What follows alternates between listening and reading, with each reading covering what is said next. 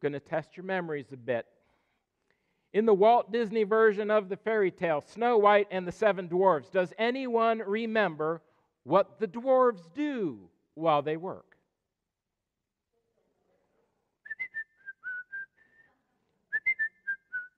Okay, apparently they love their work so much, they're moved to express their joy by whistling as they do it. A show of hands now. How many of you whistle while you work?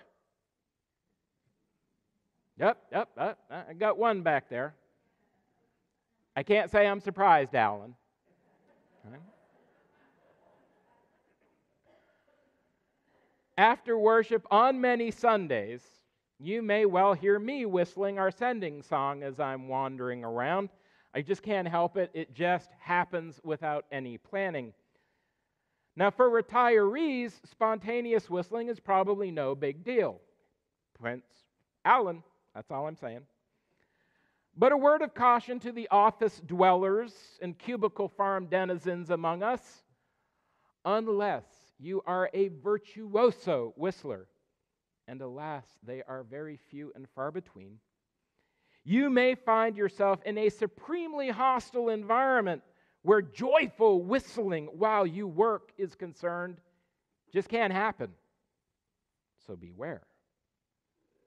Whistling while you work, working while you whistle.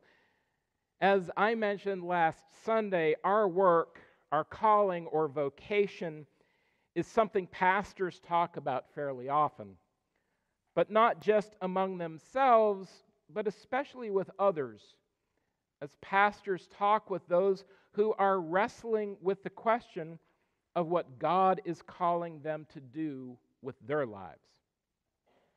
Now, sometimes it's tough to make clear what's really being discussed because calling and vocation get readily distilled to your area, your arena of employment. Folk will say, well, I'm in education, or I'm in government, I'm in the military, or manufacturing, or business. Or calling and vocation might get limited to just a role that one has. I'm a student, I'm a lawyer, builder, foreman, nurse, parent, child, husband, whatever. Well, arena of employment and roles that we inhabit are part of vocation, are part of calling. But it's crucial to go deeper still. A more fruitful way to consider calling or vocation is to come at it indirectly, maybe by considering this question: from what do you derive the greatest satisfaction, the greatest meaning, the greatest purpose, and one might say, like the dwarves, the greatest joy in your life? That's a big question. For most of us, regardless of the arena in which one works, the roles you fulfill, the tasks you do, and the stuff you wrap up in the word work, your greatest satisfaction, greatest meaning, greatest purpose, and greatest joy from your work are often realized not in the work itself, but in the many relationships that develop through the pursuit of it. As I look back over the myriad jobs that I've had in life thus far, as I've shared with folk, I'm like an 8th or 9th career pastor, not second career. It was never the work that I truly missed as I moved to a new adventure. I missed the people that I had come to know and to care for, even in those places where the work itself was really satisfying. It's the people I come to know and love and care for now that give satisfaction, meaning, purpose, and joy to this new adventure to which God, the church, and y'all have called me. The connections with others, the sharing of life together, that's the stuff that makes all the difference in the world. For what do you talk about more with friends and family regarding work or school or anything else in which you engage? Is it the nitty-gritty stuff that you've done, or is it the cast of characters that surrounds you? It's the characters. It's the people. It's those relationships that garner the most of your attention. It's relationships that feed you the most. In Matthew's gospel, as in the reading from John last week, relationship and relationship with Jesus specifically is the ripe, juicy plum sitting in front of us, begging our attention. Andrew and Simon Peter are working. They're in the family biz. They're fishermen, so they're fishing, casting their nets. And Zebedee's boys, James and John, same deal. They're in the family business, fishing. Really, the family business is using fishing as their way to pay all of the taxes that Caesar and the empire keep putting on them. So toiling with nets to pay the man, basically, until Jesus walks into their lives. One minute they're casting nets or fixing nets, and the next, after "follow me" tumbles from Jesus' mouth, after Jesus calls them, what happens? Are they immediately plunged into this new work, a new family business, a new role as fishers of people? No. What happens immediately is Jesus calling them into relationship with himself.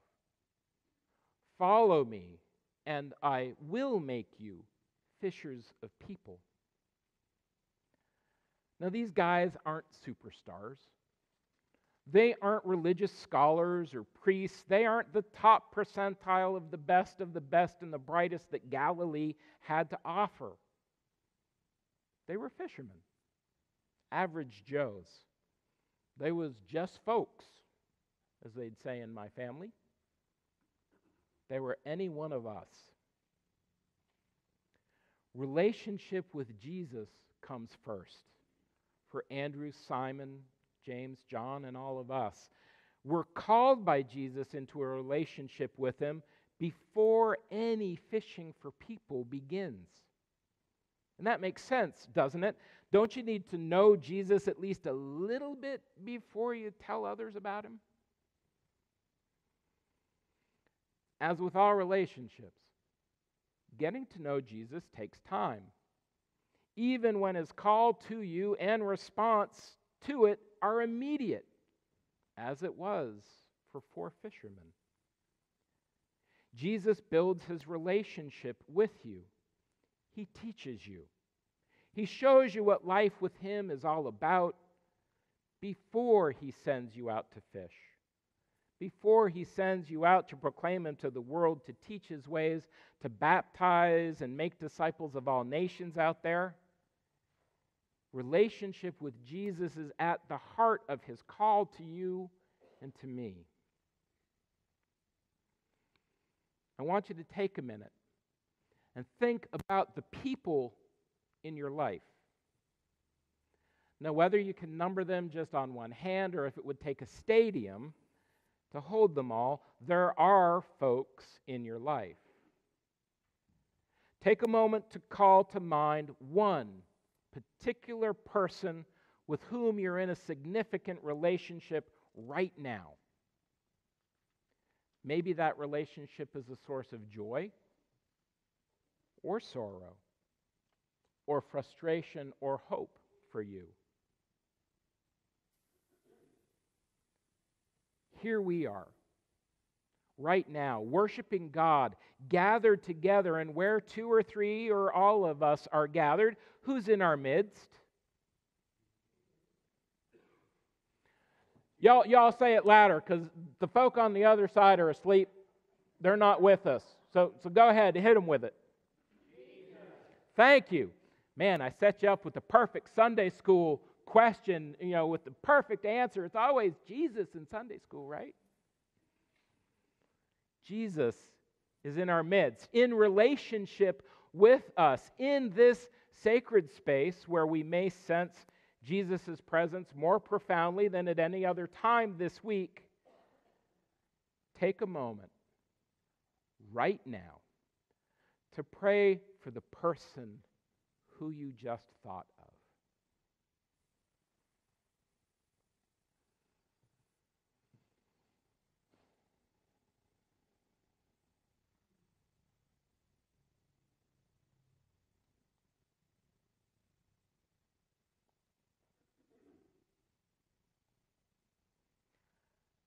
God is using you, using all of us right now to make a difference in the life of the person for whom you just prayed. And from the moment you passed through the baptismal waters until you join Jesus in the life to come, He calls you and uses you each moment of your life to care for others, to love others, to invite them to come and see, to follow Jesus, to begin a new relationship with the God who has loved them and known them from before they were knit in their mother's wombs. Jesus calls us to share with others the reality of His good news.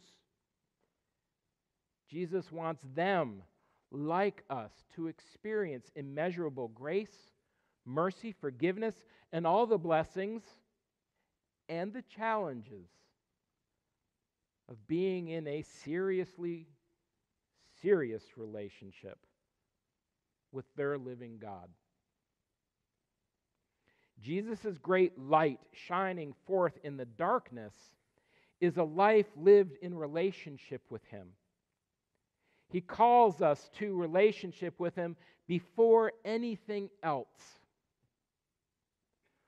Follow Him first, and soon comes your calling to point to Him, growing through relationship into being fishers of people, so that folks we know, folks we might have just prayed for, folks with whom we're in relationship who may well be dwelling in the darkness, sitting in that region and shadow of death, those folks too can encounter Jesus and His ceaseless invitation to relationship with Him. Come and see. Come and follow me.